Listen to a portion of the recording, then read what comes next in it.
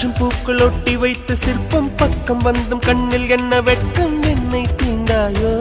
நீ என்னை தீண்டாயோ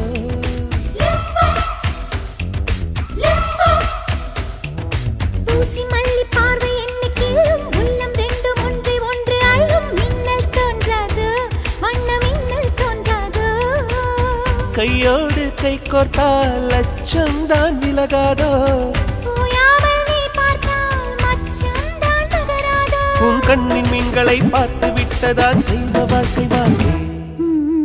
காதல் அழகா காதல் பெண் அழகா கம்பன் மகனிடம் நான் கேட்கிறேன் கண்கள் அழகா கண்ணங்கள் அழகா கவிதை எழுதி